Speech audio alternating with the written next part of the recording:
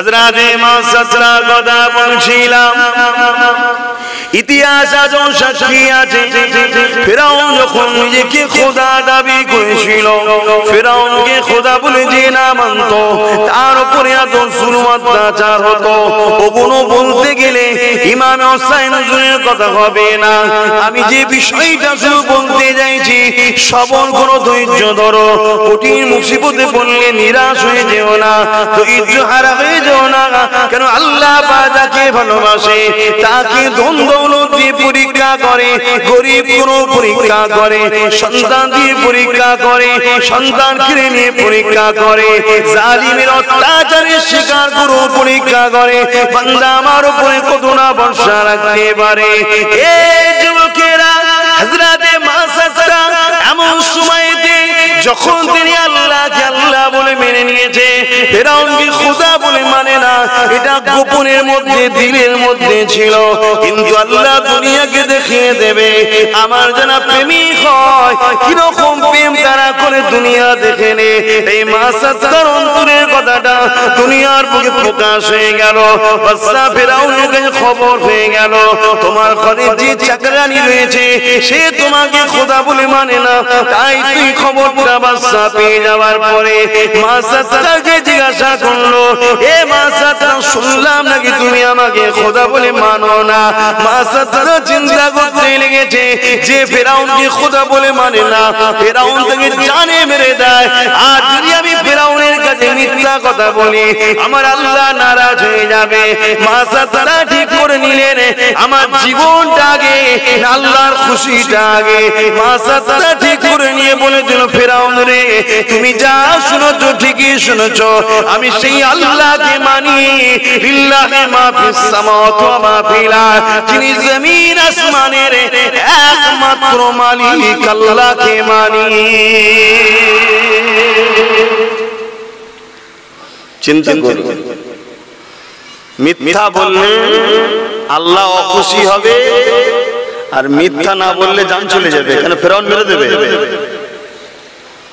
এত জুলুম করতো ফিরাউন তার বিরুদ্ধে বলার কারো কথা ছিল না সে যা বলবে তাই তার বিরুদ্ধে যে হবে তাকে মেরে দেবে যার বিরুদ্ধে যেই হবে তাকে জেলে ভরে দেবে তার উপরে কেস অত্যাচার জুলুম তাকে মারধর করবে এরকম জুলুম ইতিহাস ফিরাউনের রয়েছে আজও লোক ফিরাউনকে ডাকে কিন্তু শয়তান বলে ডাকে জালিম বলে ডাকে খুনি বলে ডাকে আর আজ ফিরাউনের রুহে আযাব হচ্ছে মানেন না মানেন জোরে বলুন কঠিন আযাব হচ্ছে কিন্তু মাসাতরা চিন্তা করলো আমার কাছে জান আগে না আল্লাহর খুশি আগে আপনাদের কাছে কোনটা আগে মুখের কথা অন্তরে কি আছে বলুন আমি হয়তো অন্তরের খবর জানি না কিন্তু আল্লাহ জানে না আপনি মুখে বলে দিলেন আল্লাহর খুশি আগে আর অন্তরে নিজের জান আগে জান্নাত জাহান্নাম ফয়সালা তো আমি করব না করবে কে লাভ হবে ভেবে দেখতে হবে প্রত্যেকটা কদম ফেলার আগে দেখতে হবে এই কদমে আল্লাহ রাজি না অখুশি ভাবতে হবে হযরতে মাসাতরার এই কথাটা শোনা পরে ফিরাউন গিলান হয়ে যায় এ মাসাতরা তোমার এত বড় সাহস আমার সামনে দাঁড়িয়ে তুমি মুখে উপরে মুখে কথা বলে দিলে এ নজওয়ানেরা এ আমার আম্মারা বোনেরা দুদিনের দুনিয়া মায়ায় পড়ে গেছে আখিরাত কে ভুলে যাবেন না কখনো কখনো কঠিন মুসিবত আসতে পারে আল্লাহ পাক কখনো কখনো বিভিন্ন দিক দিয়ে পরীক্ষা করতে পারে ইমামে হোসেন তাই বলে দিলেন যেখানেই থাকো না কেন যত মুসিবতে থাকো না কেন আল্লাহ ছাড়া কখনো কার উপরে ভরসা করো না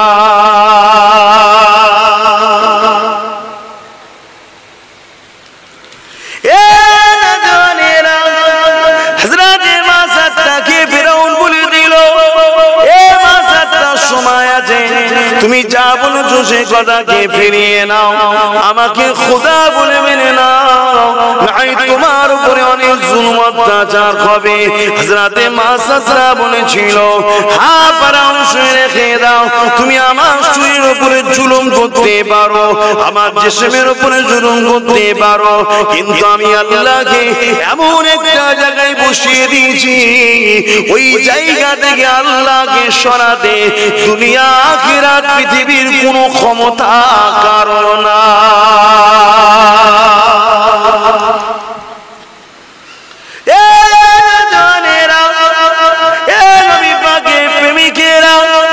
দুনিয়াকে শেষের দিকে আল্লাহ নবীর ভবিষ্যৎবাণী অনুযায়ী কিয়ামত কিন্তু চালু হয়ে গেছে। কিয়ামত তো একদিনই শেষ হবে না, শুরু হয়ে গেছে কিয়ামত। নবী বলেছিলেন আমার উম্মতিদিগকে 1400 হিজরি যেন দেখতে না হয়। 1400 হিজরি শেষ হতে চলেছে, 1500 হিজরিতে শুরু হতে চলেছে। এই রকম কঠিন সময়েতে আল্লাহ নবী জানিয়ে দিলেন হাতের তালুতে আগুন রাখা সহজ হবে, ঈমান বাঁচানোটা বড় কষ্ট হবে। নবী আমার আরো জানিয়ে দিলেন মক্কা মদিনা শরীফ ছাড়া পৃথিবীর বুকে ঈমানদার খুঁজে পাওয়া যাবে না। বড় চিন্তায় পড়ে গেলাম হাদিসটা পড়ে।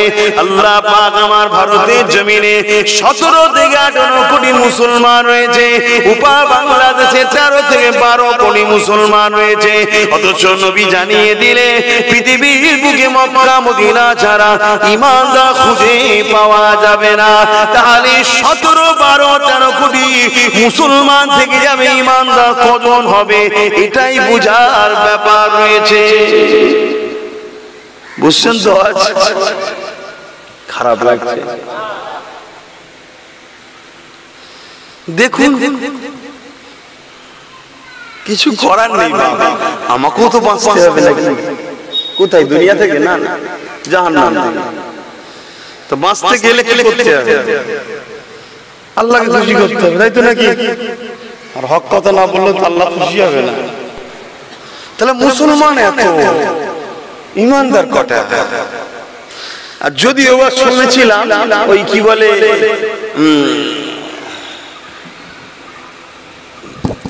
আমরা নিশ্চয়ই সবাই জানি যে মুসলমান বা ইসলামের অনুসারী আমরা জানি যে পুরুষের থেকে নারীদের দোয়াটা আমাদের বেশি কবুল হয়, তাই তো নাকি গো? বাপের থেকে মায়ের দোয়া বেশি কবুল হয়? একটু কথা বলবেন। পুরুষের থেকে নারীর দোয়া বেশি কবুল হয়। আম্মারা একটু বিশেষ করে শোনেন, শুনছে তো নাকি? মায়েরা বোনেরা শুনছে তো? আল্লাহ বাদ হয়ে গেছে। এই যে দোয়া কবুল হয়, নারীদের দোয়াটা বেশি কবুল হয়। কেন কবুল হয়? পুরুষরা বাইরে থাকে, বিভিন্ন জায়গায় উঠা বসা করে, বিভিন্ন জায়গায় খাওয়া দাওয়া করে, বিভিন্ন লোকের খাবার খায়, ঠিক তো নাকি গো? আর মহিলারা বাড়ি থাকে, আমরা যা ইনকাম করে দিই সেই পয়সা খরচ করে।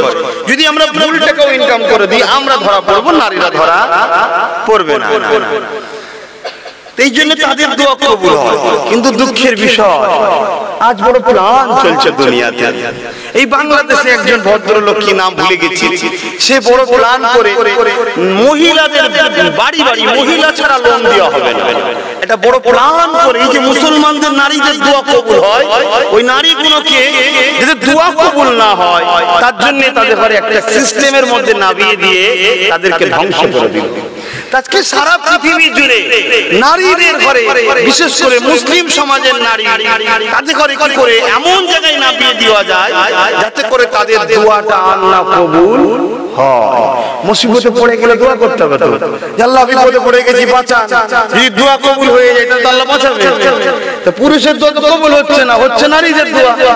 নারীদের দোয়া যখন কবুল হবে তাহলে নারীদের ঘরেও তো কোনো একটা প্ল্যান মাফিক পরিকল্পনাতে নামাতে হবে।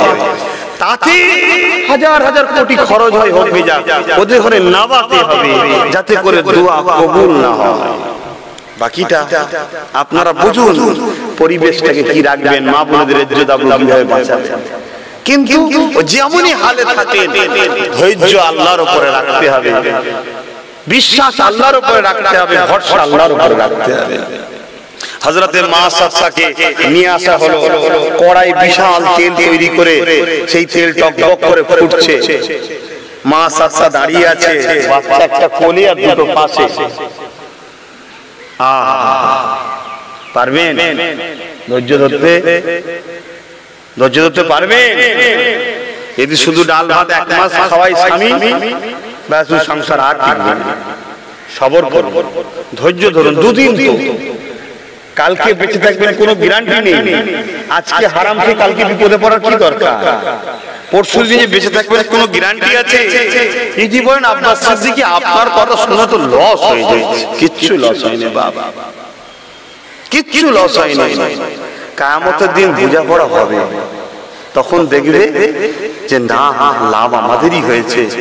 লস যার হওয়া সে আফসোস করে নিজের কপাল চাপড়াবে, দিশে হারা হারা। আম্মা হযরতে মা সাদসাকে বলল, এখনো সময় আছে। এ মেয়ে ছেলে, যদি তুমি আমাকে খোদা বলে না মানো, তোমার বাচ্চাকে তাহলে আগুনে ফেলে দেওয়া হবে, ওই গরম করা তেলেতে ফেলে দেওয়া হবে যদি আমার কথা না মানো। মুসা নবীকে ছেড়ে দাও, আল্লাহকে ছেড়ে দাও, আমার দিকে আসো, না হয় তোমার ছেলেকে করাতে গরম আগুনে ফেলে দেওয়া হবে। আজকে কেউ যদি আপনাকে বলে হক থেকে চলে আসো, মসজিদ থেকে চলে আসো, আল্লাহ ওয়ালাদের থেকে চলে আসো, খানদানের রাসূলদের থেকে চলে আসো, না হয় তোমার উপরে জুলুম অত্যাচার হবে, কোন দিকে যাবে সেটা তো আপনার বিবেচনার ব্যাপার, তাই তো নাকি? কিন্তু পরীক্ষা আল্লাহ করবে, কিচ্ছু করার নেই, কিচ্ছু করার নেই। এই যুবকেরা, তরুণেরা, হযরতে মা সাদসা এমন করে দেখা যায় চোখের পানি ছেড়ে দিয়েছে। জালিম রে, অত্যাচার করিস না, জুলুম করিস না, আল্লাহকে ভয় কর, ডর কর। ফেরাউন তখন বলেছিল আমি তো খোদা, নাউযুবিল্লাহ মিন জালিক, আমাকে কে ডরাবে, কে ভয় করাবে? এই সময় মা সাদসা চোখের সামনেতে এমন করে বড় ছেলেটাকে নিয়ে গরম করা তেলেতে ফেলে দিল, টকবক করে ফুটন্ত তেলেতে ফেলে দিল। চিৎকার করতে লাগলো মা মা বলে। আস্তে আস্তে নিঃশ্বাসটা বন্ধ হয়ে গেল, চুপ হয়ে গেল, বাচ্চাটা তেলের উপরে ঠান্ডা হয়ে গেল। আবার ফেরাউন বলে, এ মা সাদসা, এখনো দুটো ছেলে আছে, তোমারও জান রয়েছে, আমার কথাটা মেনে নাও, মুসাকে ছেড়ে দাও, আল্লাহকে ছেড়ে দাও, আমাকে খোদা বলে মেনে নাও। হযরতে মা সাদসা বলেছিলেন, ছেলে তো আল্লাহ দিয়েছিলেন, আল্লাহ পাক দিকে নিয়েছে, তথাপি আমি কখনো ঈমান দেব না।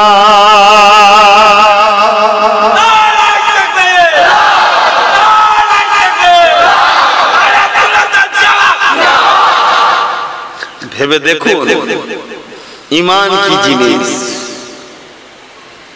ঈমান কি জিনিস। রাসূল বললেন মক্কা মদিনা ছাড়া ঈমানদার খুঁজে পাওয়া যাবে না। যদি মনে করেন সময় দেরি আছে, ইতিহাস বলছে সময় দেরি নেই, রাসূলের ভবিষ্যৎবাণী অনুযায়ী সময় দেরি না। আব্বাস সিদ্দিকী যদি বেঁচে থাকে, হয়তো ইমাম মেহদী আলাইহিস সাথে দেখা হতে পারে, আল্লাহ কবুল করুন, বলুন আমিন। হুজুরের যেন গোলাম হতে পারি, হুজুরের জুতো বয়ে যেন ঘুরতে পারি, বলুন আমিন। তবে আপনাদের বাচ্চা বোনের হয়তো দেখা হতে পারে। এই যুবকরা, তোমাদেরও ইনশাআল্লাহ হতে পারে। তার মানে কত কাছে, বুঝতে পারছো? হতে পারে। যেটা রাসূলের ভবিষ্যৎবাণী অনুযায়ী নমুনা 70টা রাসূল ভবিষ্যৎবাণী করেছে, তার মধ্যে 65 প্লাস ঘটে গেছে। কোথায় আর দুনিয়া? তাহলে সারা পৃথিবীতে 200 কোটি মুসলমান কম বেশি ঈমানদার পাঠা, খারাপ লেভেলে না। 1 লক্ষ, ওই কি বলে ওদের ঘরে, না পুরুষ না মহিলা, বুঝতে পারছেন? 1 লক্ষ। কারো কাছে একটা সন্তানের আশা করা যাবে? অতএব 200 কোটি মুসলমান থেকে কিচ্ছু লাভ নেই, ঈমানদার কটা?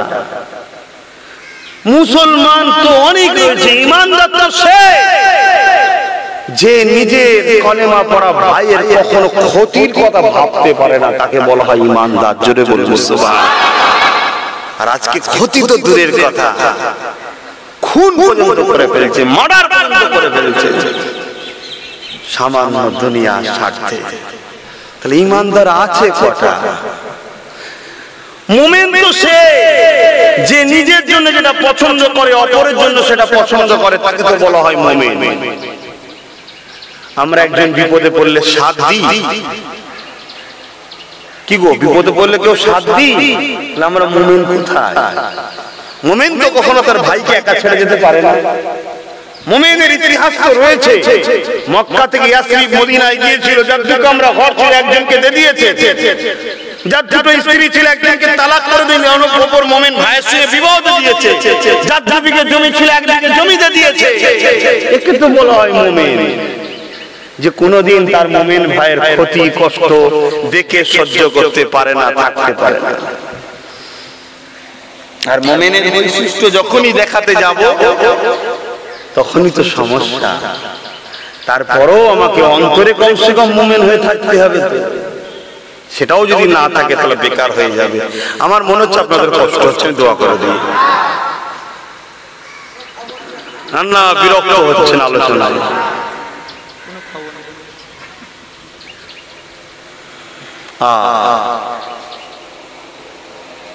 মক্কা শরীফে ইমাম মেহদী আলাইহিস সালামের হাতে হাত দেবে 313 জন সর্বপ্রথম, 313।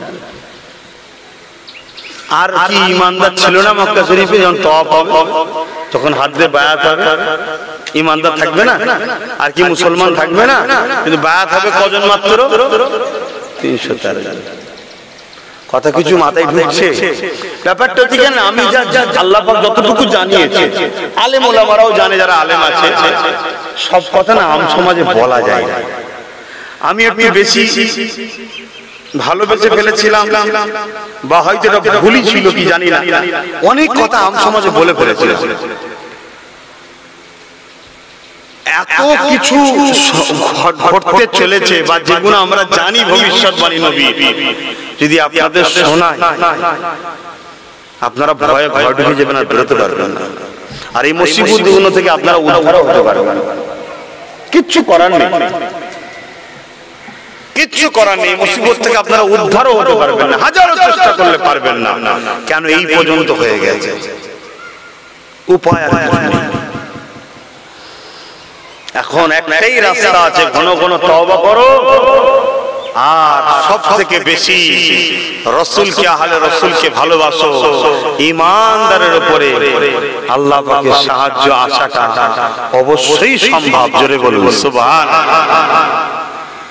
তাই আমি একটু সাইড দিয়ে বলছি, ইশারায় টাচ দিচ্ছি, যে মাত্র 313 জন হুজুরের হাতে বায়াত হবে। একটা মানুষ এটা একটা খবরের মাধ্যমে দেখেছি, এই রিসেন্ট, সে শখ করেছে, আল্লাহ তোমার কাবাটা আমি একা তওয়াফ করব। আল্লাহ তারও কপালে মিলিয়েছে, সে একা তওয়াফ করছে। ঠিক আছে, তার দোয়া আল্লাহ কবুল করেছে, কিন্তু আপনি ভেবে দেখুন কোথায় যাচ্ছে দুনিয়া। আল্লাহর কাবাটা একা তওয়াফ করতে পারছে, তাহলে কতটা দুনিয়া শেষের দিকে বুঝতে পারছেন? যে কাবায় 24 ঘন্টা একটুখানি জায়গা পাওয়া যায়নি, সেই কাবায় এখন একটা লোক তওয়াফ করছে, সেই সুযোগটাও সে পাচ্ছে। তাহলে দুনিয়া কত শেষের দিকে। আমার বুঝতে পারছেন তো নাকি? আমি আগে ওই কথাটা বলেলি, হযরতে মুআসসাসা হুজুরের কথা। দ্বিতীয় ছেলেটাকে গরম করার তেলে ফেলে দিল, ছোট ছেলেটাকে কোল থেকে টেনে ফেলে দিল। মুআসসাসাকে এবার জিজ্ঞেস করছে, তোমার জানটা নিয়ে যাও। আচ্ছা, কত আল্লাহকে ভালোবাসে বুঝতে পারছেন? তিনটে বাচ্চা চলে গেল, তথাপি আল্লাহ ছাড়া নেই। সেই মানুষটাকে যদি আল্লাহ পরীক্ষা করতে পারে, তোমাকে আমাকে পরীক্ষা করবে না? মন খারাপ করলে হবে, ধৈর্য হারা হলে হবে? তোমার ঈমান কি বলছে? তুমি আল্লাহর পক্ষে না বিরুদ্ধে? তোমার ঈমান কি বলছে? তুমি রাসূলের পক্ষে না বিরুদ্ধে? তোমার ঈমান কি বলছে দেখো। তোমার ঈমান যদি বলে আমি আল্লাহর পক্ষে আছি, রাসূলের পক্ষে আছে, পৃথিবীর সমস্ত মুফতি মাওলানা সবাই যদি একদিকে হয়ে যাও, তোমাকে বলে যে না, তুমি তোমার ঈমানের ডাকে সাড়া দিয়ে ওই দিকেই থাকো। কারণ আল্লাহ রাসূল বলেছেন সর্বপ্রথম জান্নাতে যাবে আলেমরা, আর সর্বপ্রথম জাহান্নামে যাওয়া আলেমরা। কথা বুঝে আসছে না? অতএব এখন দুনিয়া শেষের দিকে, এখন জান্নাতে যাবার আলেমের সংখ্যা বাড়বে না কমবে? হ্যাঁ, এগুলো বোঝার চেষ্টা করো। কেন ফিতনা, এখন ঈমান বাঁচানো বড় মুশকিল। আল্লাহ রাসূল বলে গেছেন হাতের তালুতে আগুন রাখা সহজ হবে। হাতের তালুতে আগুন রাখা সহজ ভাই? কষ্ট না? ও থেকে কষ্ট, আগুন রাখার থেকেও কষ্ট হলো ঈমান বাঁচানো। ঈমান বাঁচানো কষ্ট। আরে মুসলমানের ছেলে মেয়েরা, তরুণেরা, দুনিয়া দুদিনে ময়ায় পড়ে চিরস্থায়ী আখিরাতের শান্তিকে হারিয়ে ফেলবেন না।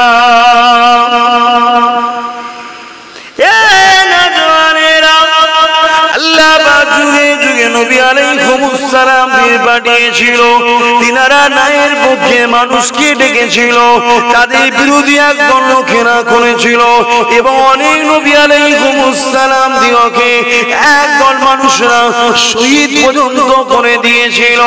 এ যুবকেরা, তরুণেরা, আমার নবী নূর নবী চলে যাওয়ার পরে দুনিয়ার জমিনে নবুয়াতের দরজা বন্ধ হয়ে গেছে, ইমামতের দরজা খুলে গেছে। হযরত নবী ইমামে হুসাইন, হযরত ইমামে হুসাইন হুজুরকে আল্লাহ ইমামতির দরজা দিয়েছে। হুজুর আমার ন্যায়ের পক্ষে দাওয়াত দিয়েছিলেন, হুজুর আমার হকের পক্ষে দাওয়াত দিয়েছিলেন। যেমন নবীদের বিরোধী ছিল, ইমামে হুসাইনের বিরোধী ছিল, তারা ইমামে হুসাইনের বিরোধী শুরু করে দিল। এই যুবকের হকের সংখ্যা কম হলো, কিন্তু নিজেদের করে কমজোর মনে করলে হবে না, কারণ আমি তো নিজের জন্য লড়ি না, আমি একমাত্র লড়ছি আমার আল্লাহ পাকের জন্য। এই আমাদের ইমামে হুসাইন ৭২ জন মানুষকে নিয়ে কুফার দিকে রওনা দিয়েছে, কেননা কুফার মানুষেরা বলেছিল হযরত ইমামে হুসাইন, আমরা এজিদেরকে মানব না, এজিদের নেতৃত্ব মানব না, আমরা আপনার নেতৃত্ব মানতে চাই। ইমামে হুসাইন রওনা দিয়ে দিল। এমন সময় কারবালা নামক স্থানেতে এজিদ বাহিনী ঘিরে ফেললো। হযরত হুসাইন, এখানে আপনি দাঁড়িয়ে যান, আগে আপনি যেতে পারবেন না, আপনাকে এজিদের খিলাফত মেনে নিতে হবে। ইমামে হুসাইন বলেছিল আমার কোনো আপত্তি নাই, কিন্তু এজিদ ফাঁসে, এজিদ বদকার, এজিদ শরাবখোর, এজিদ বেশরিয়াতি কাজ করে, এজিদ আমার নানার ইসলামকে ক্ষতি করে দিচ্ছে। এজিদের হাতে হাত দিয়ে আমার নানার উম্মতের ধ্বংস করতে পারবো না। আমি হুসাইন নিজের গর্দান দিয়া পছন্দ করি, কিন্তু আমি হুসাইন অন্যায়ের কাছে মাথা নত করব না।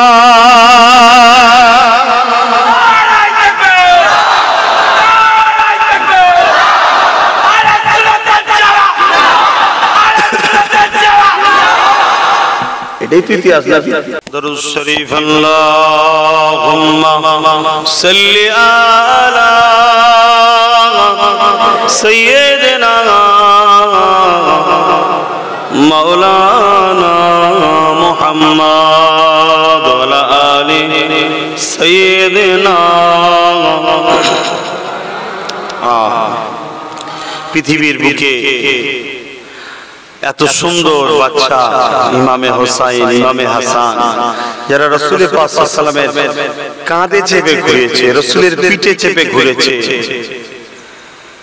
আজকে সেই ইমামে হুসাইন হুজুরকে ঘিরে ফেললেন কারবালার মাঠে। একটাই কথা, যে তোমাকে এজিদকে মেনে নিতে হবে, আর না হয় তোমাকে আগে যেতে দেওয়া হবে না। হুজুর একটা দিন সময় চাইলেন, একটা দিন যখন সময় দিল, নেতৃত্বে সীমার ছিল, বড় খুশি দেখা যাচ্ছে। জিজ্ঞেস করা হচ্ছে যে তুমি আর মধ্যে তো খুশি কেন? বলছে হুসাইন মনে হয় নত হয়ে গেছে।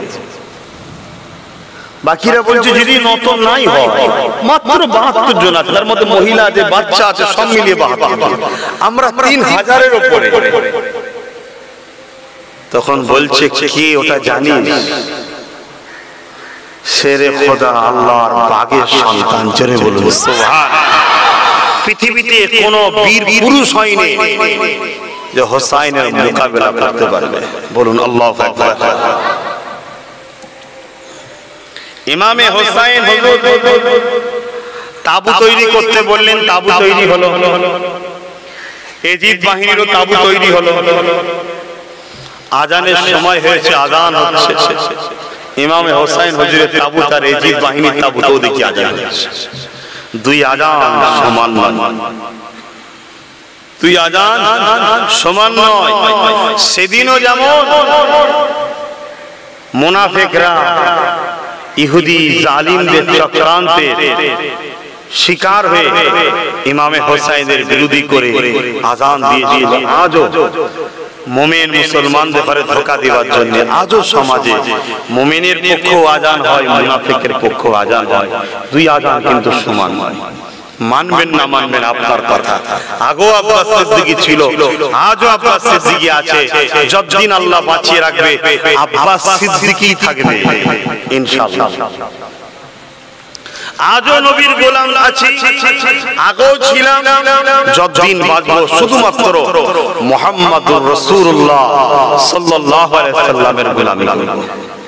এবারে নাই সত্তর হয়ে কথা বলতে গিয়ে কখনো কখনো কার সাথে মিশতে হয়, কার সঙ্গে ঝগড়া করতে হয়, সবটাই উদ্দেশ্য থাকবে কিন্তু হক, হকের জন্য, ন্যায়ের জন্য, সত্যের জন্য। সেটাকেও যদি বুঝতে অসুবিধে হয় তার বুঝে নেওয়া দরকার। আর যদি অবুঝ হয়ে থাকতে চাও হিসাবটা ময়দানে মাশরে বোঝাপড়া হবে। বাস ক্লিয়ার কথা। কিন্তু আমার ইমাম তিনি নামাজ পড়লেন, এজিদ বাহিনী তো নামাজ হচ্ছে, আমার ইমাম রাত্রিরে কোরআন পড়লেন। কেন আজান দিয়েছে ভাই, নামাজ হবে তো এখানে। রাত্রিরে কোরআন তেলাওয়াত করছেন, করে গভীর রাত হয়েছে। হুজুর আমার একটু আরাম, বিছানায় পিঠ দিলেন, ঘুমিয়ে পড়লেন। যখনই ঘুমিয়ে পড়েছেন হবে নানা জানের দিদার হচ্ছে। জোরে বলুন সুবহানাল্লাহ। নানা জান কারবালার যে ময়দান যেখানে ইমামে হোসাইন হুজুর শহীদ হবেন, ওই জায়গাতে কি যেন একটা সংগ্রহ করছে। ইমামে হোসাইন হুজুর জিজ্ঞেস করছেন, নানা আপনি কি করছেন? ইমামে হোসাইন হুজুরকে তখন বলেছিলেন, তোমাকে যে আমার উম্মত দাবিদারদের মধ্যে একদল তোমাকে যে শহীদ করবে, তার খুন, তোমার রক্ত খুন, সেটাকে আমি জমা করছি। কেন? কিয়ামতের দিন যখন আমার উম্মতরা গুনার পাল্লা ভারী হয়ে যাবে, আল্লাহর রাস্তায় তুমি হকের জন্য গলা কাটিয়েছো, তোমার দোহাই দিয়ে, তোমার ওসিলায়, তোমাকে দেখিয়ে আমার উম্মতের কোটি কোটি জাহান্নামী উম্মতকে জান্নাতি বানাবো। জোরে বলুন সুবহানাল্লাহ। তাহলে আপনারা সেই হোসাইনের পক্ষে দাঁড়াবেন না? আজকে কত রকম চক্রান্ত চলছে। কেউ কেউ তো এজিদকে হযরত বলছে, আবার রহমাতুল্লাহ আলাইহি বলছে। এরকম প্ল্যান চলছে, অনেক কিছু চলছে। সবকিছুর পিছনে একটাই লক্ষ্য ভাই, আমাদের ঘরে নবীর থেকে সরানো আর ইসলামকে শেষ করা। সারা পৃথিবী জুড়ে একটাই কাজ চলছে, অন্য কিছু চলে। আগেও বলেছি, আজও বলছি। পরের দিন সকালে যান, এ যুবকেরা দুনিয়ার অনেক বড় কথা। ইমামে হোসাইন হুজুর আমার একটা খুতবা দিতে লাগলেন, বক্তব্য দিতে লাগলেন। ওই বক্তব্যই দাঁড়িয়ে গিয়ে ইমামে হোসাইন বলেছিলেন, জিদ বাহিনী রে, কে আছো আল্লাহর জমিনে বলো তো দেখি, আজকে দিনে আমার থেকে বেশি দামি। নিজের প্রশংসা নিজে করছে। আমরা যদি আবার বলি নবীর খানদান, অনেকে সমস্যা হয়। নিজের প্রশংসা নিজে করছে। মানুষকে শিখাতে হবে, চিনাতে হবে।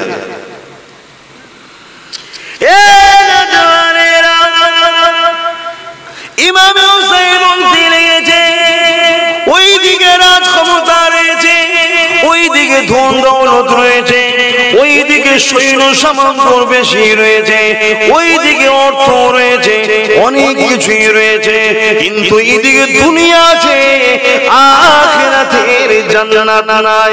হোসাইনের দিকে আখিরাতের জান্নাত রয়েছে। এই বাহিনী একবার বলো তো দেখি, যদি তোমরা এজিদ বাহিনীর দিকে থাকো দুনিয়ায় দ্বন্দ্ব পুরস্কার তো পাবে, হুসাইনকে ধরে নিয়ে যেতে পারলে অনেক দ্বন্দ্ব হয়তো দেবে, হুসাইনের শির মোবারককে কেটে নিয়ে যেতে পারলে অনেক পুরস্কার হয়তো দুনিয়ায় পাবে। কিন্তু এজিদের দিকে জান্নাত নেই জাহান্নাম রয়েছে, আর হুসাইনের দিকে জান্নাত রয়েছে। যারা জান্নাত চাও এই দিকে চলে আসো। এ দুনিয়া মানুষেরা এই বক্তব্য শোনার পরে সেদিন মাত্র একজন এসেছিল, হযরত খুর বলে একজন সাহাবী, তিনি এই দিকে আগিয়ে এসেছিল, ওই দিক দেখেও আগে আসে না। কিন্তু আমার ইমাম দেখেছে। আজ আমি বলবো দুনিয়ার জমিনে দুটো দিক রয়েছে, একটা শয়তানের দিক রয়েছে, মদের দিক রয়েছে, জুয়ার দিক রয়েছে, গাঁজার দিক রয়েছে, সন্ত্রাসী দিক রয়েছে, আর একটা দিক হলো রহমতের দিক, আল্লাহওয়ালাদের দিক, ন্যায়ের দিক, সত্যের দিক, গরিবদের ভালোবাসার দিক, ইনসাফ ইনসানিয়াতের দিক। হয়তো এই দিকে সংখ্যা কম হতে পারে, জুলুম অত্যাচারটা বেশি হতে পারে, কিন্তু এই দিকে আখিরাতে শান্তি আছে, ওই দিকে জাহান্নাম রয়েছে। কোন দিকে থাকবে এ ফয়সালা সবার নিজের কাছে। ইমামে হুসাইন হুজুর সেদিন বলেছিলেন, সেই ডাকে মাত্র একজন হুজুরের ডাকে সাড়া দিয়েছিলেন, মাত্র একজন, কিন্তু বলতে হবে। সেদিনও বলা হচ্ছে, আজও বলা হচ্ছে, কে কোন দিকে থাকবে সব নিজের ব্যাপার, কিন্তু বলতে হবে। বলাটা হলো ডিউটি, না বললে কে ধরবে? আল্লাহ ধরবে। এবারে আমি যদি আল্লাহকে বেশি ভয় করি তাহলে জালিমের ভয়ে চুপ থাকলে হবে না, বলতে হবে। আর আমি যদি আল্লাহ থেকে জালিমকে বেশি ভয় করি তাহলে আমাকে বললে হবে না, চুপ করে যেতে হবে।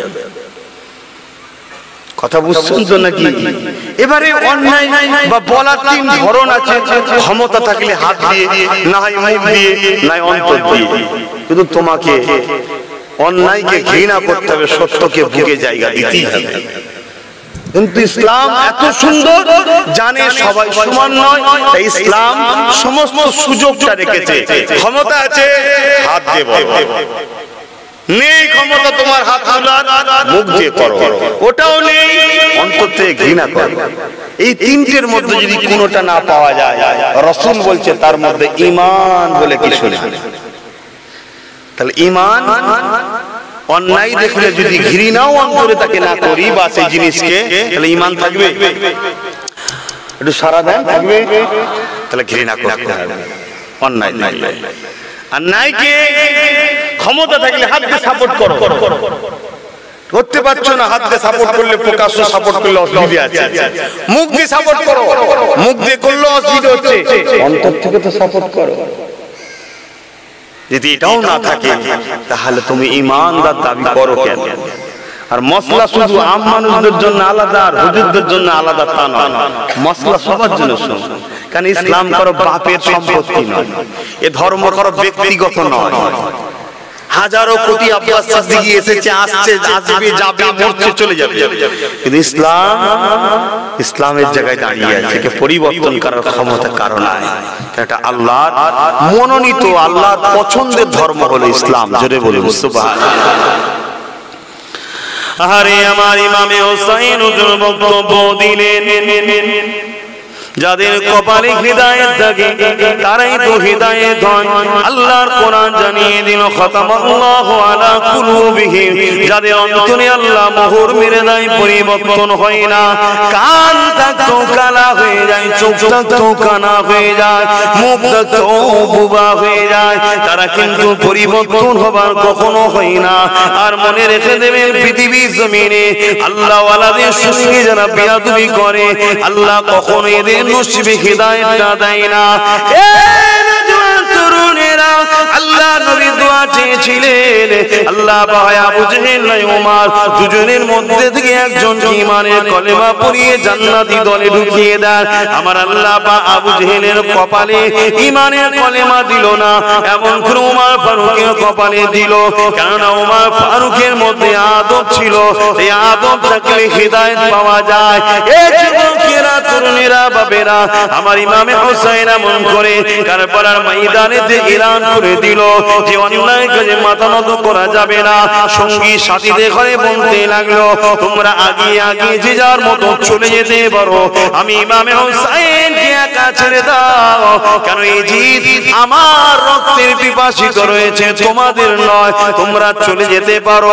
কিন্তু তিনারা বলেছিল, ও হযরত ইমামে হোসেন, আমরা কি মুসা নবীর উম্মতের মতো, যে মুসা নবীর উম্মতেরা মুসা নবীকে বলেছিল তুমি আর তোমার আল্লাহ পাক লড়াই করো, আমাদের ঘরে ছেড়ে দাও।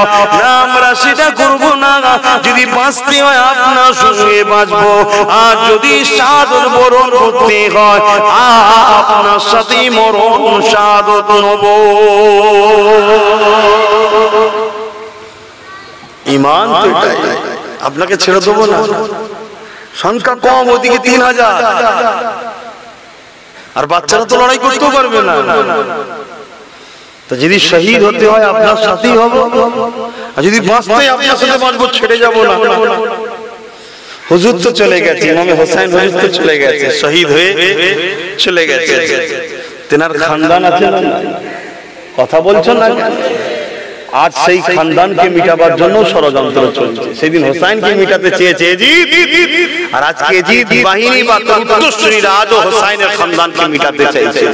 সেদিনও এজিদ হেরেছে, আজও এজিদ বাহিনী হারবে ইনশাআল্লাহ, ঠিক না বেটি? আচ্ছা বলুন তো ভাই, ইমাম হোসেন হুজুর তো শহীদ হয়ে গিয়েছিলেন, তাহলে হেরেছে কে, হোসেন হুজুর না এজিদ? হুজুর তো শহীদ হয়ে গেলেন, তাও বলছেন এজিদ হেরেছে। ভালোবাসেন বলে অন্ধর মতো বলছেন নাকি? বাস্তবটা বলুন, কে হেরেছে কে জিতেছে? কে হেরেছে কে জিতেছে বলুন। কষ্ট নিচ্ছেন? আমি আবার বলছি, আমি আপনাদের পরিবারের সদস্য মনে করি, আমি কোনো ভাড়াটিয়া বক্তা নয়, আপনাদের পরিবারের সদস্য মনে করি। আমি মনে করি আপনারা আবু বকর সিদ্দিকীর রুহানি সন্তান, আর আমরা রক্তের সন্তান, উভয় আমরা দাদা হুজুরের সন্তান, তাই তো নাকি গো? সেই পরিবারের মনে করে কথা বলছি। বলুন, ইমামে হোসেন হেরেছে না জিতেছে? কেন, হুজুর তো শহীদ হয়ে গেল, এজিদ বাহিনী তো জিতে গেল। হোসেন হুজুরের শের মুবারককে নেজার উপরে রেখে দিয়ে নিয়ে যাচ্ছে, এক লোক দাঁড়িয়ে যাচ্ছে, তোমরা দাঁড়াও, কার শের ওটা? না হোসেনের। বলছি ইমাম তো এরকমই হয়, লিডার তো এরকমই হয়। সার কাটার পরও তো দেখ নেজার উপরে সবার উপরেই হুজুরের মাথা। জোরে বলুন সুবহান। ইমামে হোসেন অবশ্যই জিতেছে, এজিদ হেরেছে।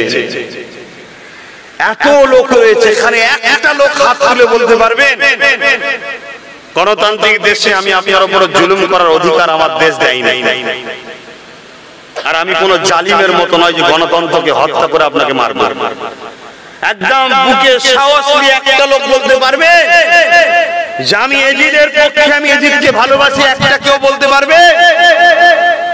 কিন্তু এখানে যতজন রয়েছে, সে দাড়ি চাচা হোক, প্যান্ট শার্ট পরা হোক, আর নামাজ কাজা করা হোক, আর যেই হোক, কিন্তু সবাই বুক ঠুকে বলবে হোসেনের ছিলাম, আছি, থাকবো। চলে বলুন সুবহানাল্লাহ।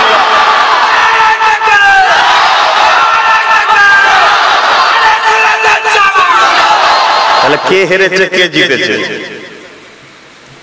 হোসেন জিতেছে। তাই তো আজও হোসেন জিন্দা আছে, আজও হোসেনের পক্ষে রয়েছে। চোখে তুমি যেটা দেখো সেটা হাকিকত নয়, হতে পারে তার আড়ালে অনেক কিছু আছে, তাই তো নাকি গো? চোখে তুমি দেখছো একজন পুকুর পাড়ে বা নদীর ধারে বা একটা পার্কে কোনো জায়গাতে বা একটা গাছতলাতে বা একটা বসার জায়গা আছে, তুমি চোখে দেখছো একটা বোরখা পরা মহিলা আর একটা যুবক বসে খুব হাসাহাসি করছে, কথা বলছে। তোমার চোখে দেখাতে তুমি অন্তরে মনে করতে পারো ওরা হয়তো প্রেমিক প্রেমিকা, মনে করতে পারো। কিন্তু হতে পারে বোরখার ভেতরে তার আম্মা আছে, এটাও হতে পারে। তুমি যেটা দেখছো বাস্তবতা নাও হতে পারে। তার ভেতরে কি আছে সেটা তুমি দেখতে পাচ্ছ। দুনিয়া নজরে দেখছে ইমামে হোসেন হুজুরকে শের মুবারকটা কেটে শহীদ করে ইজিপ্ট বাহিনী নিয়ে যাচ্ছে, কিন্তু এর ভেতরে কি আছে? এর ভেতরে একটা পুরস্কার আছে, যে পুরস্কারটা পৃথিবীর বুকে হাজারো লক্ষ কোটি মিলিয়ন ডলার খরচ করলেও পাওয়া যাবে না। সেই পুরস্কারটা হলো শহীদ, অর্থাৎ আল্লাহর বন্ধু হওয়া। এই শহীদের দরজা আল্লাহ হোসেনকে দিয়েছে, জোরে বলুন। আব্বাস সিদ্দিকী হাজারো চেষ্টা করে শহীদ হতে পারবে কি জানে না, ওই মাকামটা, ওই দরজাটা পাবো কি জানি না। যে দরজা, যে মাকামটা পেলে বেহিসাব আল্লাহর জান্নাতি হওয়া যায়, জোরে বলুন সুবহানাল্লাহ। সেটা ইজিপ্ট বাহিনী হোসেন পেয়েছে। কত বড় জয়! দুনিয়ার লোক ভাববে যে হোসেন তো রাজত্ব পেল না, হোসেন তো হেরে গেল, শহীদ হয়ে গেল, মারা গেল। আরে হোসেন যা পেয়েছে ইজিপ্ট কোনদিন তা পেল না, তাই তো নাকি? ভাই কথা তো অনেক কিছু আছে, হোক বলতে হবে না। আর একটা কাজ আছে যেটা ইমামে হোসেন হুজুরি শিখিয়েছে আমাদের ঘরে। কি গো, যত মুসিবতে থাকো আর যেখানেই থাকো, আর একটা কি কথা বলেছিল, আমি একদম প্রথমেরটা লাস্টেরটাই চলে এলাম, বিছানে একটা বাদ রয়ে গেল। কি জানো? যেখানেই থাকো, যত মুসিবতেই থাকো, কোন বাহানাই চলবে না, নামাজ কাজা করা যাবে না, তাই তো নাকি? পেটে খিদে, যুদ্ধের ময়দানে থেকেও কি খিদেটা বেশি কষ্ট? বাচ্চা গায়ে কাপড়ে পেশাব করে দিয়েছে, চেঞ্জ করে নিয়ে বা একটু কাপড়টা ধুয়ে নিয়ে বা শরীরটাকে ধুয়ে নেওয়াটা কি যুদ্ধের ময়দানে থেকেও কষ্ট বেশি? বা কোনো কাজে যাচ্ছ, 10,000 কি 10 লাখ কি 10 কোটি টাকা ইনকাম হবে, যুদ্ধের ময়দানের থেকেও কি 10 কোটি টাকাটা জানে জান যেখানে চলে যাবে, সেই টাকার থেকেও কি 10 কোটি টাকাটা কি বেশি মূল্য? ইমামে হোসেন কারবালার মাঠে তরোয়াল চালাচ্ছে।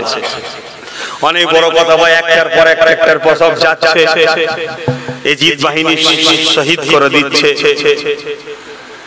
তেমন সময় ইমামে হোসেন হুজুর নিজে গেলেন, আল্লাহু আকবার, ঘোড়ার পিঠে উঠেছে, যাচ্ছে নানার ওয়াদাকে পূরণ করতে। এবার নানার কি ওয়াদা সে বলতে গেলে অনেক সময় লাগে। নানার ওয়াদা অনেক বড় ওয়াদা, কেন যে লাকাবটা আমার রাসূলের মধ্যে নাই, ওটা আল্লাহর দরবারে কখনো নিয়ামত নয়। নবী কি শহীদ হয়েছে? তাহলে আল্লাহর দরবারে তো শহীদটা কোনো নিয়ামতই হবে না, কারণ নবী নেই যেটা, সেটা যদি অন্য জন থাকে তাহলে সেই জায়গাতে নবীর থেকে সে বড় হয়ে যাবে, তাই তো নাকি? তাহলে নবী নেই, অন্য জনের কখনো হতে পারে? এই যে কি ওয়াদা, এটা বোঝাতে গেলেই একটা মাহফিলের সময় লেগে যাবে, তাও হয়তো সব বুঝতে পারবে কি জানি না। তো যাই হোক, আমি যে কথা বলছি, আমার যুবক ভাইয়েরা বুঝতে পারছেন তো, দুনিয়াদারি করতে হবে, ব্যবসা করুন, কারবার করুন, বিল্ডিং করুন, বালাখানা করুন, গাড়ি চাপুন, এসি তৈরি করুন, বিজনেস করুন, কথা বুঝে আসছেন? দেশ ও মানুষের সেবার জন্য রাজনীতিও করুন, সব করুন, কিন্তু কবরটার কথা মনে করে যে মস্তানি করছি, কান্না ঢুকে যেতে হয়। ফজর বেলা ঘোষণা হচ্ছে, বিশেষ ঘোষণা, বিশেষ ঘোষণা, অমুক পাড়া অমুকের ছেলে অমুক ইন্তেকাল করেছে। লোকজন এই কথাটা বলে, আরে লোকটা ভালো ছিল, চলে গেল, আল্লাহ তার জান্নাতি করে। আর তার উল্টোটা যদি বলে, উফ বেঁচে গেলাম, এটা বালা গেল, কতটা খারাপ, ঠিক না বেটি? আতে মানুষকে কষ্ট দিল। সবচেয়ে বড় কথা, এই পাড়াতে রোজ সকালে উঠলে তোমরা একে অপরের সঙ্গে দেখা হবে, ঠিক তো নাকি? অতএব একে অপরের যখন মুখ দেখা হয়, যে যার পাড়ায় একে অপরে মিলেমিশে থাকো। নিজেদের মধ্যে কারো জন্য বা বিশেষ করে কোনো বেঈমানের জন্য, কোনো জালিমের জন্য নিজেদের মধ্যে ঝগড়া করো না। যদিও বা কোনোদিন ঝগড়া হয়, ঝগড়াটা আল্লাহর জন্য, রাসূলের জন্য করতে হবে। মান আহাব্বা লিল্লাহ ওয়া আবগাদা লিল্লাহ ওয়া আতা লিল্লাহ ওয়া মানা লিল্লাহ ফাকাদ ইসতাকমালাল ঈমান। আল্লাহর জন্যই বন্ধুত্ব, আল্লাহর জন্যই দুশমনি, আল্লাহর জন্যই আত্মীয়ত্ব, আল্লাহর জন্যই আত্মীয়ত্ব বিচ্ছেদ যে করবে সেই প্রকৃত ঈমানের মজা পায়। জোরে বলুন সুবহানাল্লাহ।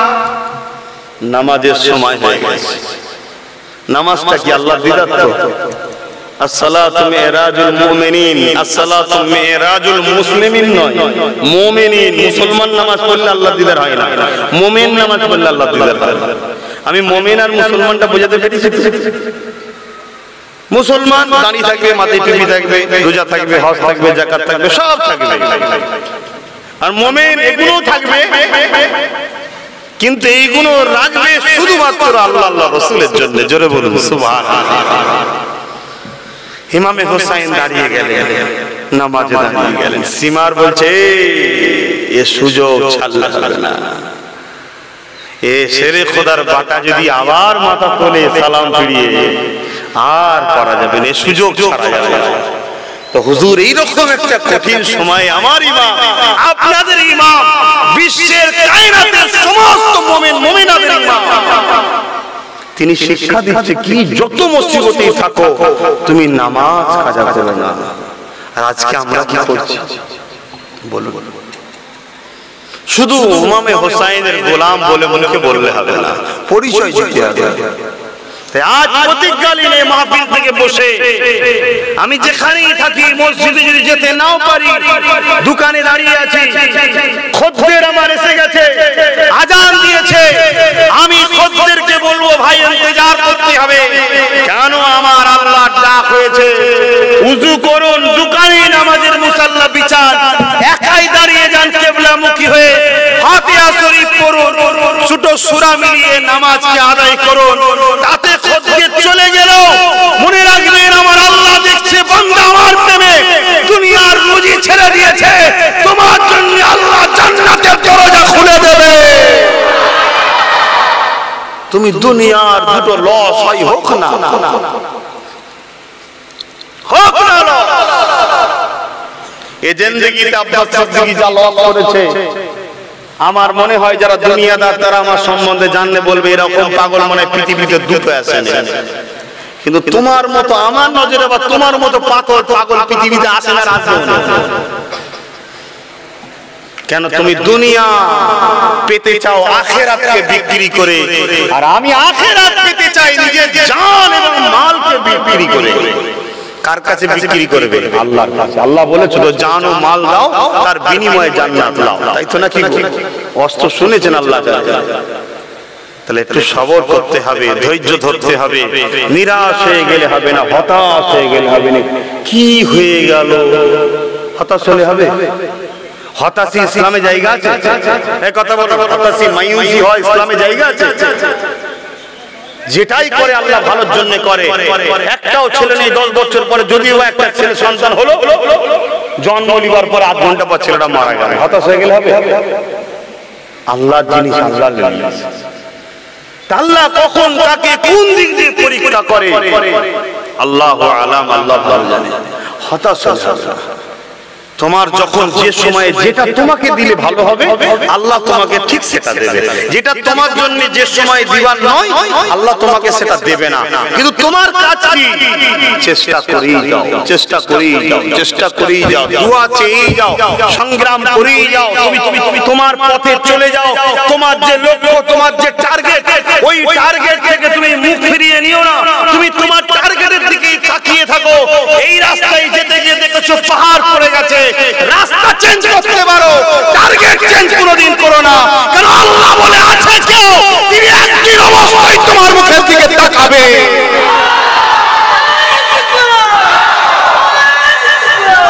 তুমি যদি তার উপরে ভরসা হারিয়ে ফেলো, তুমি যদি তার উপরে আস্থা উঠে যায়, হবে না। তাহলে তুমি তো নিজের জন্য কথা বলছো, নিজের জন্য করছো, নিজের জন্য সবকিছু ভাবছিলে। তুমি তো আল্লাহর জন্য ভাবো, রাসূলের জন্য ভাবোনি। আল্লাহর জন্য যদি ভাবো, জীবনের শেষ নিঃশ্বাস পর্যন্ত তোমাকে ওই কথার উপরে কায়েম থাকতে হবে। কিন্তু হ্যাঁ, আমি কি বললাম? লক্ষ্য চেঞ্জ নয়, পরিকল্পনা চেঞ্জ। লক্ষ্য চেঞ্জ নয়, পরিকল্পনা চেঞ্জ। অতএব আমার লক্ষ্য নামাজ পড়তে যাব, লক্ষ্য। আমি যাচ্ছিলাম, রাস্তায় গিয়ে হঠাৎ করে স্লিপ করে পড়ে গেলাম। জামাটায় কাদা লেগে গেল, আমি তাহলে কি ফিরে চলে আসবো? জামাটাকে চেঞ্জ করেও তো যাওয়া যায় নাকি? বা যদি জামা দ্বিতীয় না থাকে বিসমিল্লাহ বলে ধুয়ে এলিয়ে ওটাকে পরে এলেও তো যাওয়া যায় নাকি? যদি ওটা পড়লে শরীর খারাপ হয় মনে হয়, যেটা গায়ে আছে সেটা যদি নোংরা লেগে থাকে নিচের অংশটা তো পরে যাওয়া যাবে, এই নিচের অংশটা যদি নোংরা লেগে থাকে উপরে অংশটাকে ঢেকেও তো আদায় করা যাবে।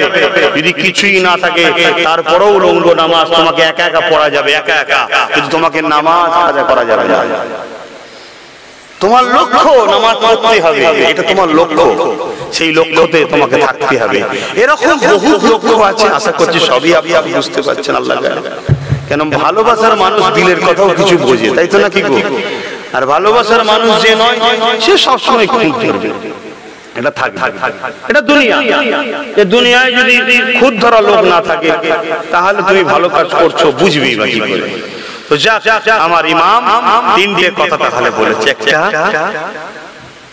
যেখানেই থাকো যে হালেই থাকো আল্লাহ ছাড়া কারো উপরে ভরসা আশা করো না। দ্বিতীয় নম্বর হলো কি, যত মুসিবতে থাকো যেখানেই থাকো নামাজ কোনোদিন কাজা করো না। তিন নম্বরটা কি, যতই চাপের মধ্যে থাকো না কেন, যতই কষ্টের মধ্যে থাকো না কেন, অন্যায়ের কাছে মাথা নত করে দিও না। আচ্ছা বলুন তো ভাই, অন্যায়ের প্রতিবাদ না করলে যদি ঈমান না থাকে তাহলে অন্যায়ের কাছে মাথা নত করে দিলে ঈমান থাকে? এবার তাহলে ঈমান বাঁচতে গেলে তো জান চলে যাবে, আর জান বাঁচতে গেলে ঈমান চলে যাবে। এবার কোনটা চান আপনি ঠিক করুন। রাসূল যে বললো ১৫০০ বছর আগে মক্কা মদিনা ছাড়া ঈমানদার পাওয়া যাবে না, আমিও হাদিসটা পড়ে আমিও ভেবেছিলাম এত মুসলমান কি করে হবে, তা কি করে হবে বুঝতে পারছো? কি করে হবে বোঝো। আব্বাস সিদ্দিকী চুরি করেছে, অন্যায় না? অন্যায় না? তুমি যদি এই অন্যায়ের কাছে মাথা নত করে দাও তাহলে তুমি চুরি না করলেও কিন্তু অন্যায়ের কাছে মাথা নত তো করেছো। বাস, অন্যায়কে যদি অন্তর থেকেও ঘৃণা না করে, ঈমান না থাকতে পারে, তার কাছে মাথা নত করে দিলে ঈমান থাকে মনে হয়। এবারে আপনার মাথাকে নত করার জন্য শয়তান বা শয়তানের চেলারা সর্বসময় চেষ্টা করবে যাতে করে তুমি বেঈমান হও। বেঈমান হলে জাহান্নামের খদ্দের বাড়বে, শয়তানের খদ্দের বাড়বে। রাসূলুল্লাহ দিক থেকে তোমাকে সরাতে চাইবে। সেই জায়গায় তুমি কি করবে এবার ভাবো। তুমি যদি বলো না আমি আমার জান দিয়ে হলো ঈমানকে বাঁচাবো, তাহলে জান দিবার জন্য প্রস্তুত হও। আর যদি বলো না বাবা জান রাখবো, ঈমান যাই যাক, 50 বছর পরে হলো জান যাবে, 70 বছর পরে হলো জান যাবে, 100 বছর পরে হলো জান যাবে, 200 বছর পরে হলো জান যাবে, কিন্তু পরকালে চির শাস্তির জাহান্নামের আযাবে ভুগতে হবে। আর দুনিয়া যদি অন্যায়ের বিরুদ্ধে মাথা নত না করে যদি অন্তর থেকে ঘৃণা করে দূরে থাকি অন্যায় থেকে, আমার উপরে যদি সামান্য চাপও আসে, জুলুমও হয়, কিছু মারও যদি খেতে হয়, 2, 4, 5 মাস যদি অত্যাচারের জেলখানায় থাকতেও হয়, কিন্তু মনে রাখতে হবে একদিন না একদিন মরণের পরে কবর মুবারকে আমার রাসূল যখন আসতে বলতে পারবো হুজুর আপনার দেখানো শিক্ষায় অন্যায় বিরুদ্ধে প্রতিরোধ করার জন্য বা অন্যায় থেকে নিজেকে দূরে রাখার জন্য জেল কাটতে হয়েছিল, কিন্তু আপনার বিরুদ্ধে কোনোদিন যায়নি। সেদিন নবী বলে দেবে ফারিস্তারে এ আমার গোলাম ছিল, জান্নাত থেকে দরজা খুলে দেবে, আরামের ঘুম কবরে ঘুমাবো। এটাই আব্বাস সিদ্দিকীর ঈমান। এই ঈমান যদি রাখতে পারো একসাথে জান্নাতে দেখা হবে ইনশাআল্লাহ।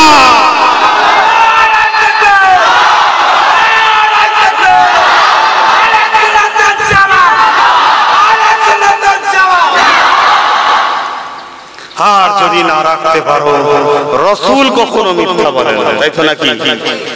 রাসূলের বাণী অনুযায়ী তোমার ঠিকানা জাহান্নাম হবে।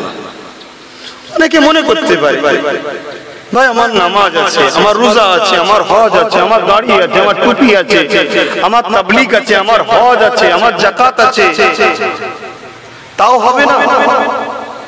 আমি একটা শেষ কথা বলে দিয়ে সালাম করে দোয়া করে দেবো, তার নামাজের ব্যাপার আছে। সব থাকলে আমল হয়, আমল দিয়ে কখনো কেউ নাজাত পাবে না। শুনছেন ভাই? আর সব যদি না থাকে ফাসিক হয়, বেঈমান কোনদিন হয় না। আর মুহাম্মদ সাল্লাল্লাহু আলাইহি ওয়াসাল্লামের শানে সামান্যটুকু বিয়াদবি, সামান্যটুকু বিয়াদবি বা শরীফুন নসব, তার খানদান বা তার বংশধর বা তেনার সাহাবাদের খানদানের শানে সামান্যটুকু যদি বিয়াদবি হয়, সেটা রাসূল পাক সাল্লাল্লাহু আলাইহি ওয়াসাল্লামের অন্তরে আঘাত দেয়। এই আঘাত, এই কষ্ট, রাসূলের শানে বিয়াদবি করা, এটা ঈমানের ক্ষতি হয়, ঈমান বরবাদ হয়ে যায়। ঈমান আলাদা জিনিস, আমল আলাদা জিনিস। আমার আপনারা শুনছেন তো? ঈমান আলাদা জিনিস আর আমল, বলুন বলুন বলুন।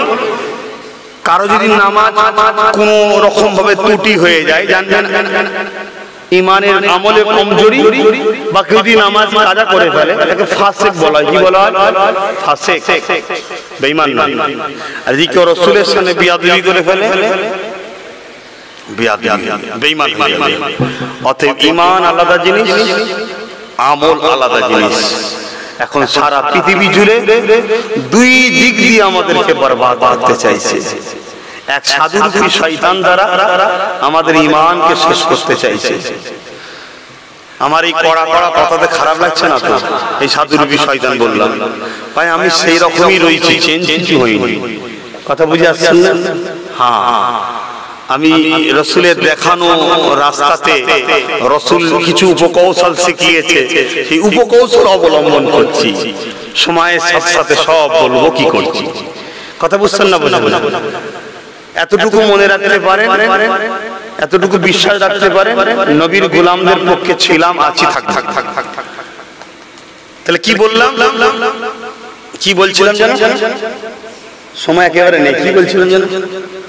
হ্যাঁ, দুদিক দিয়ে সাধুরূপী শয়তান, সাধুরূপী শয়তান দেখতে হুজুরের মতো, দেখতে বক্তার মতো, দেখতে মাওলানার মতো, পুরো একদম, কিন্তু তারা ঘুরিয়ে ফিরিয়ে শুধু আমাদের ঘরে যেমন হোক করে রাসূলের সঙ্গে বিয়াদবি করার একটা প্ল্যান করছে। এরকম এক দল সাধুরূপী শয়তান আছে, যারা আমাদের বেঈমান বানাতে চাইছে। আরেক দল হলো যেমন হোক করে আমাদের ঘরে রাসূলের কষ্টের ইসলামটাকে মিটিয়ে দেওয়ার প্ল্যান আমাদের দ্বারা করাতে চাইছে। রাসূলের কষ্টের ইসলাম কি? নবী গান বাজনা অপছন্দ করতেন না পছন্দ করতেন? যদি আমরা মুসলমান নিজের পাড়ায় গান বাজনা করি, তাহলে আমরা রাসূলের ইসলামকে বাঁচালাম না ক্ষতি করি? রাসূল সুদ পছন্দ করতেন না অপছন্দ করতেন? আমরা যদি মুসলমান সুদ দিয়া শুরু করি, সুদের ব্যবসা করি বা সুদকে প্রতিষ্ঠিত করি, তাহলে রাসূলের ইসলামকে বাঁচাচ্ছি না শেষ করছি? রাসূল লটারি, এটা কাটা পছন্দ করতেন না অপছন্দ করতেন? আমরা মুসলমান অভাবের জ্বালায় 10 টাকা লটারিতে 1 লাখ পেয়ে যাবে, এই আশায় যদি কাটি, রাসূলের ইসলামকে বাঁচাচ্ছি না ক্ষতি করছি? রাসূল মেলা বন্ধ করেছিলেন না প্রতিষ্ঠিত করেছিলেন? রাসূল জুয়া, আড্ডা, সিনেমা, ব্যভিচারী এগুলো প্রতিষ্ঠিত করেছিলেন না বন্ধ করেছিলেন? আমরা মুসলমান যদি এগুলোকে তৈরি করি, তাহলে রাসূলের দিনকে মিটাচ্ছি না বাঁচাচ্ছি? বড় ঠান্ডা মাথায় খেয়াল করে দেখুন, মুসলিম অধ্যুষিত এলাকায় এই কাজগুলো ব্যাপক হারে হচ্ছে না বন্ধ হচ্ছে? এটা করানো হচ্ছে। আরে সবকিছুর বাপ হলো ইহুদি। ঠিক বসে বসে বসে বসে করা হচ্ছে। কত ধরে রাখবে ছেলেকে? 3 দিনের মাথায় একবার মেলায় চলে যাবে, ওই যে নাচ দেখে আসবে, ওর মনটা ওই দিকে টানবে, তারপর দিন আবার যাবে নাচ দেখতে, তারপর দিন আবার তার প্রেমে আসক্ত হবে, তাকে অর্থ দিয়ে খারাপ কাজে তার সঙ্গে লাগবে, সে আস্তে আস্তে তাকে মদ খাওয়া শেখাবে, আস্তে আস্তে আস্তে আস্তে আস্তে আস্তে তাকে নবীর রাস্তা থেকে ত্যাগ সরালো। দ্বিতীয় নম্বর, তার দ্বারা সমাজের দিকে, তার এলাকায় আবার ওই রকম মেলার আসর তৈরি করবে। সে বলবে আমি আমার বাপের টাকাই করবো, তো তোর সাথে কি? এগুলো হচ্ছে একটা পলিসি। ইসলাম ও আমার নবীর দিন থেকে আমাদেরকে সরাবার একটা প্ল্যান। সেই জায়গায় আব্বাস সিদ্দিকী আপনাদের ঘরে বলবে, খুব ঠান্ডা মাথায় বোঝার চেষ্টা করুন, অন্যায় থেকে নিজেকে দূরে রাখুন, এবং সমাজ, বিশেষ করে আমার মহল্লা যেখানে আযান হচ্ছে সেখানে গান বাজনা হবে কেন? আমার মহল্লা যেখানে কোরআন তেলাওয়াত হচ্ছে সেখানে কেন যে শরিয়াতি কাজ হবে? আমি অন্য কোন সমাজের মানুষের বিষয়ে বলতে যাব না। আমি আমার পরিবেশটাকে, আমি আমার বাচ্চাকে, আমার মহল্লাকে পবিত্র রাখবো। যদি না রাখতে পারেন, পরকালে তো হবেই হবে। দুনিয়ায় খোদা মাঝে মাঝে ওই রকম একটা করে দেবে আর ঘরে ঢুকে বসে রাখবে। বাস বাকিটা আপনাদের ইচ্ছা। যদি কারো কিছু কথা খারাপ লেগে থাকে আমার কিছু করার নেই, আমি আমার আল্লাহর খুশির জন্য বলেছি, ক্ষমা আমি চাই, আল্লাহর খুশির জন্য বলেছি। যদি ভালো লাগে আসুন একসাথে লড়ি, একসাথে চলি, পরকালে একসাথে থাকবো। ভালো না লাগে আপনি আপনার রাস্তায় চলুন, বিরোধী করার সব থেকে আব্বাস সিদ্দিকী করুন, মা বাপ তুলে গাল দিবার সব থেকে দিন, যা খুশি করুন, বিচার কিয়ামতের দিন হবে আল্লাহর সামনে। ইয়া নবী সালাম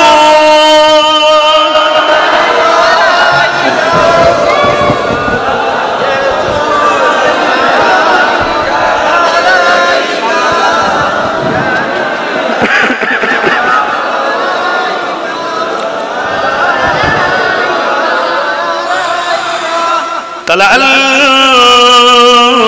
البدر علينا من شنيعة الغداء وجب الشكر علينا ما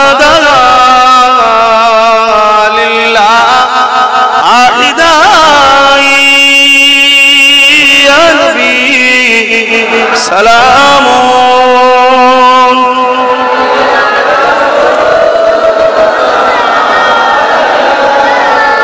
حبيبي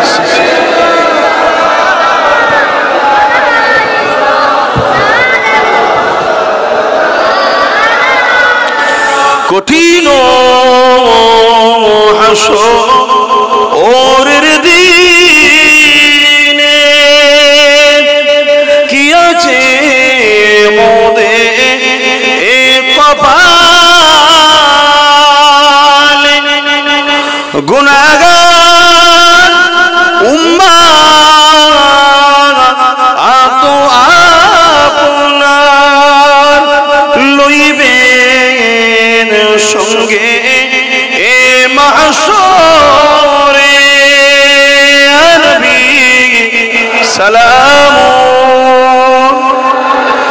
ইয়া রাসূল সালাম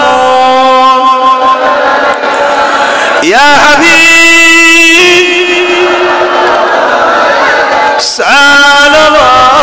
সালাওয়াতুল্লাহ। এটা দোয়া হবে, সকলে বলবেন ইয়া রাব্বি সাল্লি ওয়া সাল্লিম দাইমান আবাদা। না নবী পর দরুদ ও সালাম বালাগাল উলা বিকামালিহি কাযাবাত দুজাবি حسنت جميع صالحه صلوا عليه وآله اللهم صل على سيدنا مولانا محمد وعلى آله سيدنا। আমার আব্বা জানেরা, ভাইরা, আম্মারা, বোনেরা যারা নামাজ পড়েন তো আলহামদুলিল্লাহ, তবে আল্লাহর জন্য রুকু সিজদা দেবেন, দুনিয়ার কাউকে দেখাবার জন্য নয়। আর যারা পড়েননি তাদের উদ্দেশ্য করে বলবো মসজিদ মুখ হন, বেশি বেশি করে তওবা করেন, আল্লাহর কাছে কাঁদুন শুধুমাত্র একটা জিনিসের জন্য, আল্লাহ আমার ঈমানকে বাঁচান, আমি যেন ঈমান নিয়ে মরতে পারি। বাস কথা বুঝে আসছে? এখন দুনিয়াতে আর কিছু পাবেন না, এবারে শুরু হলো, একটার পর একটা ফিতনা হতেই থাকবে, হতেই থাকবে, হতেই থাকবে। কেন? দুনিয়ার শেষের দিকে আল্লাহ যেন ঈমানের সাথে মরণটা আমারও দেয়, আপনাদেরও দেয়, আমাদের সকলের পরিবার, মা বাপ, বাচ্চা, আত্মীয় স্বজন সবাইকে যেন ঈমানের সাথে মরণ নসিব করে, বলুন আমিন। তাই বলবো আপনারা নামাজ পড়বেন, কেউ মিস করবেন না। এখন দোয়া হবে, দোয়ার পরে নামাজ হবে। এখানে একটা জামাত করতে পারে, কথা বুঝে আসছে না? কেন মসজিদে মনে হয়ে গেছে, তাহলে এখানে একটা নামাজ জামাত করে নিন। যাদের উযু নাই উযু করে চলে আসবেন 5 মিনিটের মধ্যে, এখানে একটা কাতার দেবেন। যাদের উযু আছে দোয়ার পরে এখানে একটা নামাজ করে নেন, নামাজ কাজা করবেন না। আসুন দোয়া হবে বিসমিল্লাহ শরীফের সঙ্গে 11 বার দরুদ শরীফ 3 বার শরীফ ফাতিহা 10 বার সূরা ইখলাস শরীফ তেলাওয়াত করেন।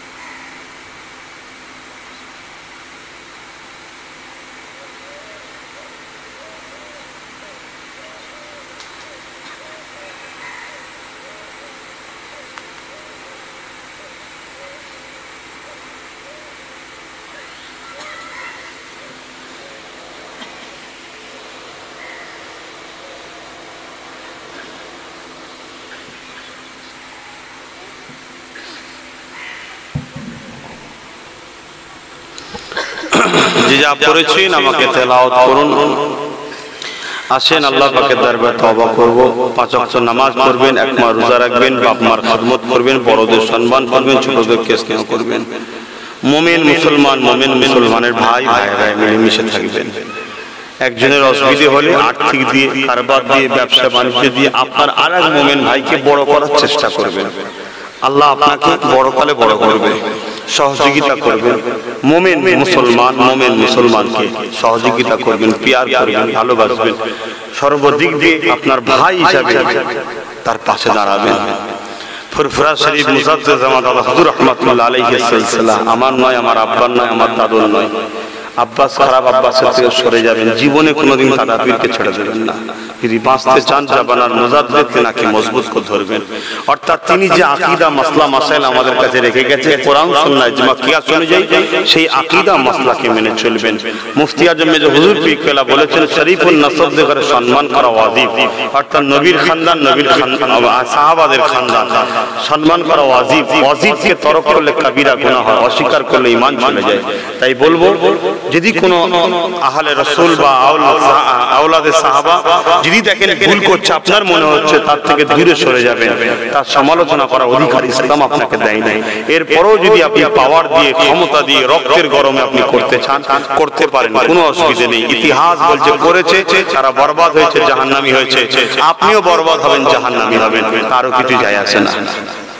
শত শেষ কথা, অনেক মানুষ দুঃখ কষ্ট প্রকাশ করে আমার কাছে, ভাইজান খুব কষ্টের মধ্যে আছে, জুলুম হচ্ছে, আর হচ্ছে অভাব, সংসারে খাওয়া দাওয়া নেই, কাজ কাম নেই, ব্যবসা বাণিজ্য নেই, আর নেই, আমার মেয়ের বিয়ে দিয়েছি, এই অশান্তি, এই অভাবই, কে মেয়ের বিয়ে দেবো, টাকা নেই, চিকিৎসা, অনেক কিছু বলে।